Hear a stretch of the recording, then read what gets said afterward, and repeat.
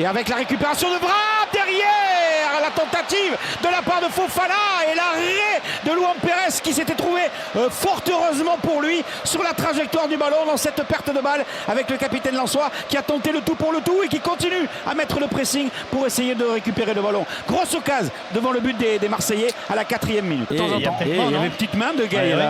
On a vu que les deux étaient un peu empruntés dans leur gestuelle. Le premier Fofana lève la main, mais au moment où Fofana lève la main pour ne pas toucher le ballon, c'est Gueye qui la touche lui dans le rebond. Bon, le geste n'est pas très naturel. La première main est marseillaise sur l'action Jeannot. Est-ce que le sage est appelé vidéo? Assistance vidéo. Voilà, assistance vidéo.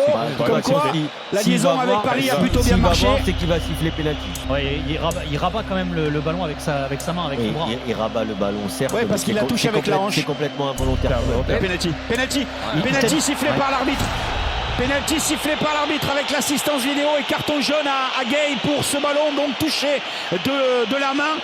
C'est Sotoka qui va frapper ce penalty pour le Racing Club de Lens après 7 minutes de jeu, après l'assistance vidéo, dans une véritable bronca, lui qui a déjà marqué à Bordeaux sur penalty. 8 minutes de jeu alors que l'action s'est déroulée il y a de cela 2 minutes. Il est chaud déjà ce match.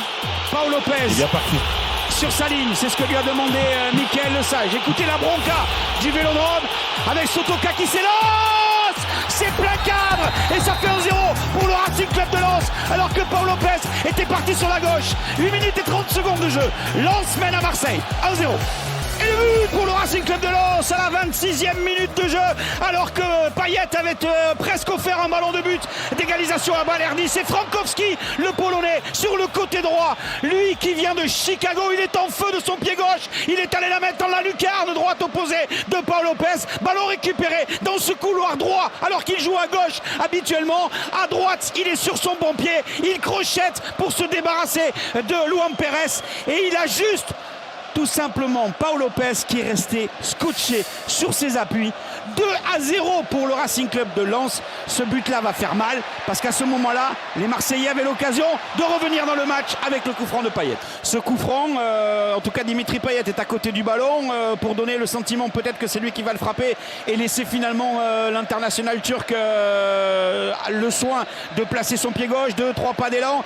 C'est finalement Payet qui va le frapper. Le coup de sifflet de l'arbitre, 32e minute, l'occasion pour les Marseillais de revenir dans le match. Dimitri Payet, oh qu'il est beau, oh il est magnifique, quel bijou de la part de Dimitri Payet. Super. Quel fantastique coup de pied droit qui va enrouler le ballon, passer par-dessus le mur et ne laisser aucune chance à Jean-Louis Leca, scotché comme Paul Lopez tout à l'heure, scotché sur sa ligne de but. Et là attention parce que c'est volcan dans les tribunes du Vélodrome, des fumigènes au haut du virage sud, des supporters marseillais également en transe côté virage nord.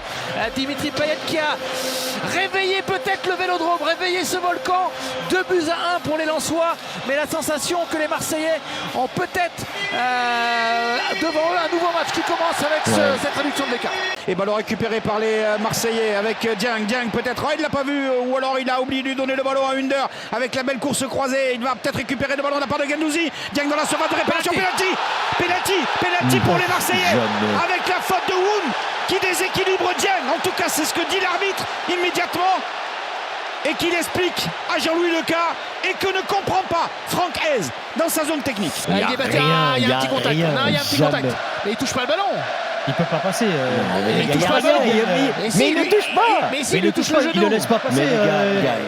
Les gars, c'est de la compensation. Comme il n'y a pas de doute, le penalty pour Mickaël Le Sage sifflé à vitesse réelle est confirmé avec Dimitri Payet. Peut-être la possibilité de marquer un doublé pour Dimitri Payet après le coup franc. Un nouveau coup de pied arrêté à la 46e minute pour la faute de Woum sur Dieng. Nous sommes à la 47e minute passée de 30 secondes. Leca devant sa ligne. Le laser sur le visage. Oui, attention, avec l'arbitre qui va siffler. Voilà qui est fait. Dimitri Payet, 2-3 pas d'élan. Plein axe aussi. Et ça fait 2 partout. Ça fait 2 partout. Doublé de Dimitri Payet qui avait déjà mis un doublé lors de la première journée face à Montpellier. Là, c'est ce coup de pied arrêté. Coup franc d'une part, penalty de l'autre. Après avoir été mené au score 2-0, l'OM à quelques secondes de la mi-temps revient dans la partie à 2 partout. Avec Sotoka qui récupère le ballon. Non, c'est pas fini. Avec une heure, la frappe du gauche. Transversale. La transversale, c'est pas fini. Avec Dimitri Payet qui tente de passer un contrôle le crochet face à Machado. Il a un petit peu oublié le ballon, mais il a réussi à talonner. Lirola, le centre, tout seul. La tête de Dieng, l'arrêt de Lucas. Oh là là là là, quelle action. Quelle action de la gauche vers la droite, de la droite vers la gauche. Et dans l'axe avec Dieng qui place la tête. Mais devant le but dans l'axe de Lucas qui était remarquablement bien placé. Avec Kakuta dans l'espace, avec ce ballon, peut-être l'occasion avec Wesley Saïd à côté, mais comment fait-il? Mais comment fait-il pour la mettre à côté sur ce ballon millimétré, ce caviar de la part de Kakuta qui la récupère, qui la met dans le dos de Balerdi. Wesley Saïd tout seul qui la met à droite, à sa droite, à gauche du but. Ça, c'est ce que j'appelle une action totalement ratée. Voilà le premier ballon de la part de Klose avec Sotoka qui va lui redonner le ballon. Avec Klose à l'entrée de la surface de réparation qui va décaler Sotoka qui a levé la tête, qui va centrer très certainement pour la mettre sur la tête. Oh le but! Wesley Saïd, du pied c'est pas marché, de la tête ça l'a fait, la tête croisée sur laquelle Pau Lopez ne peut rien faire. 71e minute, le Racing Club de Lens reprend l'avantage au Vélodrome face à Marseille. Oh, le centre est magnifique, la tête décroisée, là pour le coup elle est parfaite à 100% et Pau Lopez complètement battu, planté sur ses appuis et les Marseillais qui ont la mauvaise mine parce que là, avoir encaissé 2 buts, réagir, égaliser à 2 partout. Mais là, à 20 minutes de la fin, c'est plus la même. Centre magnifique et il se rattrape de son face-à-face manqué. Tête décroisée. Superbe 3e but du Racing Club de Lens. Il va siffler, voilà, c'est fini. Il siffle la fin du match. Mickaël Le Sage, les mains levées vers le ciel pour Franck Hez, l'entraîneur lensois qui a réussi son coup ce soir ici au Vélodrome en s'imposant sur le score de 3-2. La victoire au Racing Club de Lens qui se retrouve deuxième avec 15 points devant Marseille, 14 et Nice, 13. Tous les deux ont un match en retard, mais loin derrière le PSG, 24 points.